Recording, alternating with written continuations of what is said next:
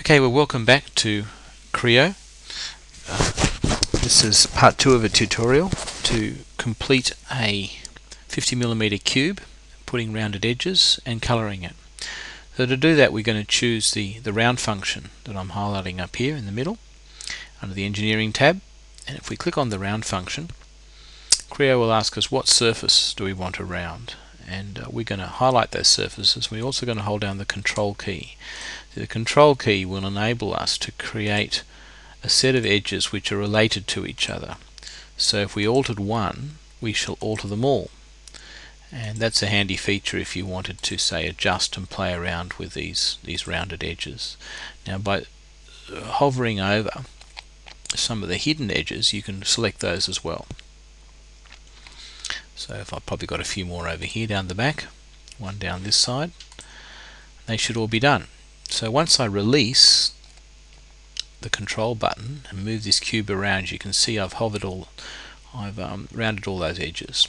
Now the first edge that I selected was this one here, and Creo's given me two drawing handles which I can use to click over, left click, and change the rounded radius of each of the rounds to suit me. So that's the advantage of holding the control key down. It gives you control over all the edges in one movement. Now I want to adjust these to 8mm because I like 8mm. I'm going to enter 8mm, and there they are. So that's the rounding process done. Now I'm happy with that, so I'm going to click OK up here, and Creo will then change that out of the edit mode into the normal model mode, which appears all grey. Alright, well, next stage is to colour this. So let's go to Render, which is one of the tabs you can select from up the top here, where I'm pointing, the left hand side. Render gives you a number of options. We won't go into all of these, we just don't have the time. You can explore these at your leisure. But if you look at Appearance Gallery and click on there, you can select a colour, and in this case I like red. There's many other colours you can select from, or metallic colours, you can play around with them. Let's just select red for this sake. Now once I've selected red, and I found the case with Appearance Gallery, sometimes I need to select it twice.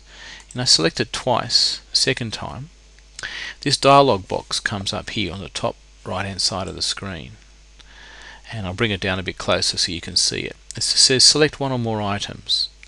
Now I can select just a single face like that, or I could select an edge or a vertice, a rounded vertice, or the internals of a hole. But in this case I want to colour the whole object, so I'm going to move to a section of the outer perimeter which used to exist before rounding, and with the tip of my paintbrush I'm going to highlight the whole object and then left click. Now Creo selected the whole object, and I'm going to click OK, which is I'm happy with that, and it will colour it red, and there it is. The whole object becomes coloured red, or whatever other form of rendering that you've chosen. Now just as a little aside there, if you wanted to, you can experiment with perspective view up here on the left. If you click on perspective view, you'll see straight away that the cube is changed into a looks like a two-point perspective view, which means that there's two vanishing points on either side. So it looks rather interesting. You can get out of that just by clicking on perspective view again, and it'll remove it into a normal non-perspective view.